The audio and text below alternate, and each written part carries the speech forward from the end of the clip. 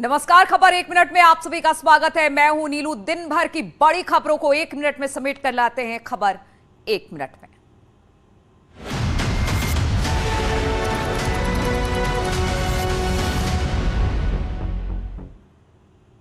और गृह राज्य मंत्री अजय मिश्रा टेनी के बेटे और लखीमपुर हिंसा के मुख्य आरोपी आशीष मिश्रा ने लखीमपुर की सीजेएम कोर्ट में सरेंडर कर दिया है।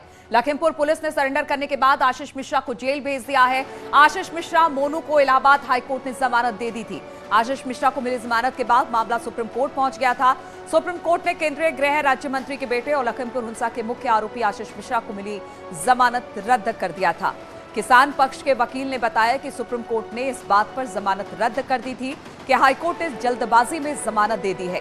साथ ही ये भी कहा कि एक हफ्ते के अंदर सरेंडर करने के बाद आशीष मिश्रा इलाहाबाद हाईकोर्ट की लखनऊ खंडपीठ में दोबारा से जमानत के लिए एप्लीकेशन दे सकते हैं। और उत्तर प्रदेश पुलिस की कहीं तारीफ हो रही है तो कहीं सिपाही की करतूत पर सवाल खड़े हो गए हैं। बहराइच में पुलिस का संवेदनशील चेहरा देखने को मिला, जहां किसानों के घरों और गेहूं की फसल में आग लग गई थी। घटना की जानकारी मिलने पर थाना अध्यक्ष दल बल के साथ मौके पर पहुंचे और ग्रामीणों के साथ मिलकर आग बुझाने में मदद की। कई पुलिसकर्मी खुद खेत में लगी आग पर काबू पाने की कोशिश करने लगे और मशक्कत के बाद सफलता भी हाथ लगी। और दंगाई से निपटने के लिए उत्तर प्रदेश पुलिस ने जब कमर कस ली है, थानों की पुलिस को पत्थरबाजों पर काबू पाने के लिए ट्रेनिंग दी जा रही है। इटावा पुलिस लाइन में बलवा दंगा जैसी घटना से निपटने के लिए मॉक ड्रिल किया गया, जिसमें पत्थरबाजी और आगजनी करने वाले लोगों पर कंट्रोल करने की पुलिस को ट्रेनिंग दी गई, जिसमें कई स्थानों की पुलिस को बुलाया गया। बलवा ड्रिल एक हम लोगों का होता है कि कहीं कोई बात अगर होती है तो हमारा ड्रिल क्या होगा। मान लीजिए कहीं दंगाई हैं या कोई अराजक तत्व हैं इकट्ठा हो गए हैं, तो हम अपने पुलिस जो बल होता है वो अपने शक्तियों का कैसे प्रयोग करेगा, पहले समझाया बुझाया जाता है उनको। इसके बाद उनके ऊपर जो है फायर टेंडर जा कर के पानी डालती है ताकि हट जाएं। उसके बाद भी नहीं हटते हैं तो फिर अगली कार्रवाई होती है। इसी क्रम में पार्टियां बनाई जाती हैं और उनकी क्या जिम्मेदारी होती है। जौनपुर पुलिस लाइन में भी पुलिस बल को एक्टिव करने के लिए एक मॉक ड्रिल किया गया। इस दौरान किसी भी स्थिति में अपनी सुरक्षा का सही उपकरणों का प्रयोग कैसे करें, बॉडी प्रोटेक्टर, हेलमेट, डंडा, टीयर गैस गन और रबर बुलेट फायर करने की ट्रेनिंग दी गई। बलवा ड्रिल का खास मकसद ये है कि खुद को बचाते हुए आक्रोशित भीड़ का नियंत्रण कैसे किया जाए। और उत्तर प्रदेश में कॉमन सिविल कोड के पक्ष में डिप्टी सीएम के बाद मंत्रियों ने भी आवाज बुलंद करनी शुरू कर दी है। उनका कहना है कि एक संविधान एक विधान को देश के लिए जरूरी है।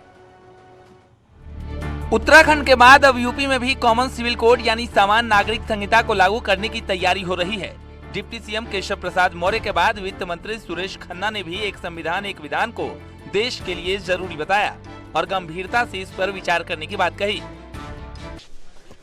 ज्यादातर कानून जो है सभी के ऊपर लागू है।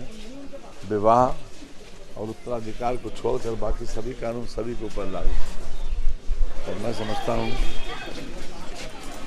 कि ये बहुत आवश्यक है। अम्बेडकर जी ने भी कहा था, सुप्रीम कोर्ट भी इसके लिए कह चुके हैं और इसकी आवश्यकता भी। देश में कॉमन सिविल कोड को लेकर बहस लंबे समय से चल रही है, लेकिन जहां एक पक्ष इसके फायदे गिनाते नहीं थकता, तो वहीं दूसरा पक्ष इसे संविधान में मिले धार्मिक अधिकारों का हनन बताता आया है। ऐसा इसलिए कि कई धर्मों में मनमाने कानून बनाने और लागू करने की परंपरा खत्म हो जाएगी और धर्म के ठेकेदार अपनी रोटी नहीं सेक पाएंगे। और उत्तर प्रदेश के साधु संत भी कॉमन सिविल कोड के पक्ष में आ गए हैं। हनुमानगढ़ी के महंत ने तो इसे जनसंख्या नियंत्रण के लिए जरूरी बता दिया है। अयोध्या के साधु संतों ने भी केशव मौर्य के बयान का समर्थन किया है। हनुमानगढ़ी के महंत राजू दास ने कहा कि बढ़ती जनसंख्या के लिए समान कानून जरूरी है। पहले तो साधुवाद है, धन्यवाद है उत्तर प्रदेश के डिप्टी सीएम को। और संत समाज शुरू से ही मांग कर रहा है, 3 विषय पे गंभीरता पूर्वक सरकार को विचार करना पड़ेगा। नहीं तो जिस प्रकार से धर्म के आधार पर पूर्व में देश का बंटवारा हो चुका है, उसी प्रकार और क्योंकि एक कौम की जहां संख्या बढ़ती है वहां वो कानून के दायरे में नहीं चलते हैं। वहीं रामलला के मुख्य पुजारी आचार्य सत्येंद्र दास ने उम्मीद जताई कि सरकार जल्द ही समान नागरिक संहिता लागू करेगी। देखिए, जो हमारे उप मुख्यमंत्री मौर्य जी ने कहा है वो बहुत अच्छी बात है। समान नागरिक संहिता लाना बहुत ज़रूरी है। इसकी मांग बहुत पहले से चल रही है। इसकी चर्चा भी आज से नहीं है, बहुत दिनों से है, लेकिन अभी तक लागू नहीं हो पाया है। और जेल में इंतजार कर रहे समाजवादी पार्टी के नेता लेकिन आजम खां उनसे मिलने तक नहीं आए। क्या आजम का समाजवादियों से मोह भंग हो गया है? समाजवादी पार्टी की आपसी दरार लगातार बढ़ती जा रही है। आजम और शिवपाल की मुलाकात के बाद आज समाजवादी पार्टी का डेलीगेशन आजम से मिलने सीतापुर जेल पहुंचा, लेकिन आजम से समाजवादी डेलीगेशन की मुलाकात नहीं हुई। एसपी विधायक रविदास मेहरोत्रा ने जेल प्रशासन और बीजेपी पर मुलाकात नहीं करवाने का आरोप लगाया।